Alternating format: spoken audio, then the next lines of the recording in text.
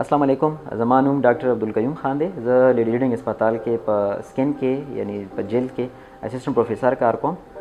ज़ तासो द वक्त ډیر शुक्रगुजार یم او ډیره شکریا د میډیا ادارې چې دوی ډیر یو غټ کاوش شروع کړی دی د خلکو لپاره دا یو پروګرام شروع کړی دی چې عام خلکو ته زموږ جواب مطلب زموږ پیغام تاسو ته ورسیږي. نن زه تاسو ته کیدای شي تاسو به دې په باره کې چېرته نه لیدلي مطلب د دې بیماریانو په باره کې زه نن تاسو ته نوکونو په باره کې د څو خبرې کول غواړم چې د خلکو سره تعلق ساتي. د نوک چې دی که نه دې ته زه خپل لکه زما کوم سټوډنټان دي زه دې ته وایم چې کله زه مریض باندې نه پوهېږم هغې باندې سپوڼې یا سکین باندې څه مسلې ورته نو زه د هغې نوکونه ګورم. د نوک مثال داسې دی یاد ساتئ لکه څنګه د موبایل چپ دی. نن سبا تاسو کتلی چې څه واردات وشي نو پولیس والا ټولو کې اول د هغې د سیم ډیټا د هغې موبایل ډیټا راوباسي نو هغې نه هر څه په یو 5 منټو کې کلیر شي. دغه شان زموږ نوک چې دی دا بالکل د سیم په شانتې دی چپ په شانتې دی. دې کې 2 کاله هیسټري چې کوم دی تقریبا دا تاسو ته ښایي ته بیمار شوی تاسو چېرته ستنې والي دي یا تاسو خوراک صحیح نه دی کړی ډایټینګ هم کړی دی یا تاسو باندې چېرته سپوڼی تېر شوی دی څنګه بیماري څه شوي که نه په دې تېرو 2 کالو کې هغه ستاسو نوک څه نه څه صورت کې موږ ته ښایي. نو نوک چې دی دا ډېر ضروري شی دی ډېر اهمیت شی دی او دا کله هم نوک باندې څه نشان راشي نوک سره څه مسله نو همیشه تاسو دا سوچ مه کوئ چې دا د نوک بیماری دی. ډېر چې کوم دی دا زموږ د صحت سره تعلق ساتي زموږ خوراک سره تعلق ساتي زموږ دوايانې چې کوم خورو هغې سره تعلق ساتي. او یو څو خبرې زه تاسو ته نوک سره چې کوم تعلق ساتي تاسو به ډېر ماشومان یا ډېر غټ به هم کتلي نوکان خوري ټي وي ته به ناست پته به ورته وي نوکان به خوري. نو کوشش کوئ چې دا کم مور پلار داسې بچي یا چې کوم د چا وروڼه خویندې داسې زور به ورسره نه کوئ بېزته کوئ به نه دا داسې ده چې د هغه سایکولوژیکل یو بیماري ده دا د هغې په وس کې نه دی دا سب کانشیس کې ده هغې ته پته هم نه دا کار کوي. یا بعضې خلکو باندې دانې راوخیږي څنګه چې ماته موږ ته پته نه لګېږي بعضې خلک ویښته ځان نه وباسي خوري دا مطلب یو سب کانشیس کې د دې علاج هم شته او نو دا تاسو سایکیټریسټ د دې مطلب هغه کولی شي. خو نوکونه چې کم خلک خوري نو هغې نوکونه بیا ډېر خرابېږي غیر چپیر شي سایډونه چې کم دي دا بیا خراب شي. خو تاسو کوشش کوئ په مینه باندې هغه چې کم ماشوم یا کم هلک یا زنانې هغه تاسو معنی کوئ.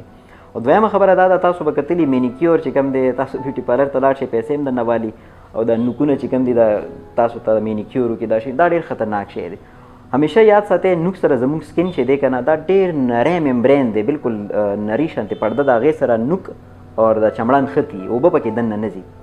چې کم خلک د اوبو کار ډېر کوي یا ډېر اګریسیو مینیکیور کوي نو هلته اوبه دننه لاړې شي او جراثیم راشي بیا تاسو به ډېر خلک کتلي ګوتې وپړسېږي او نشانونه جوړ شي او فنګس پکې راشي. او دریم شی چې د نوکونو لاندې صفایي چې کومه ده که نه ډېر اګریسیو صفایي مه کوئ. نوکونه ورکوټې ساتئ یا چې کومې زنانه غټ نوکونه ساتي نو کوشش کوئ چې د دې صفایي خیال ساتئ خو ډېر زور سره چې کوم دی دا خوږوئ مه شاته یې مه بوځئ ډېر طریقې سره او ډېر نرمي سره به تاسو دا مطلب د دې صفایي کوئ چې جراثیم هم پکې نه او خرابېږي هم نه چې تاسو ډېر زور سره وکړئ نو هغه زخم پکې جوړ شي فنګس پکې راشي نیل خراب شي. او دریم شی چې کوم دا که نه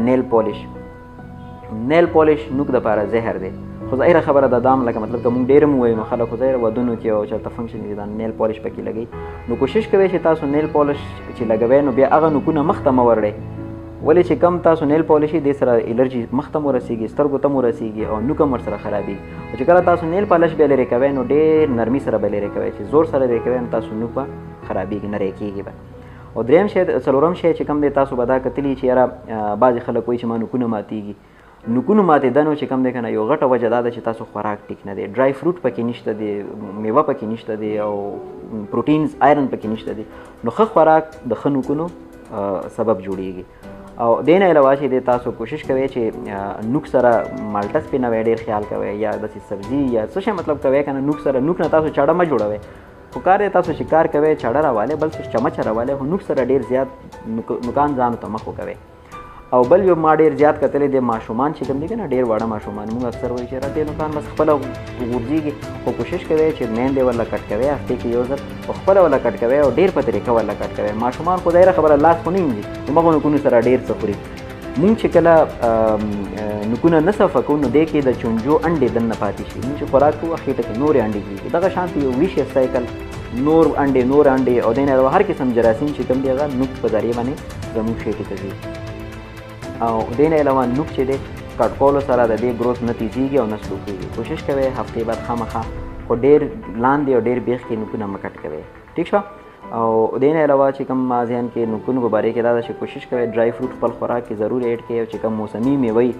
خامخا پکې ایډ کړئ اور که د چا نوکونو سایډونه خراب شوي کوشش وکړئ چې دې باندې ویزلین ولګوئ یا سپیشلی زه هغو زنانو ته وایم چې کم د کور کارونه کوي د هغوی نوکونه دلته خراب شوي وي پړسېدلي وي کوشش کوئ چې کپړې انځئ یا لوښي انځئ نو هغې نه مخکې ویزلین پکې لګوئ چې دا ډکي اوبه پکې دننه نه ځي بیا چې کله تاسو کار وکړئ نو هغې نه بعد بیا ویزلین پکې ولګوئ چې دا بیا مطلب هغه کم اوبو سره تلي نو هغه واپس راډک شي نو دا نوکونو په باره کې زما ذهن کې څه غټې غټې خبرې وې نو تاسو د ټایم ډېره مهرباني د خپلو نوکونو او د ځان خیال ساتئ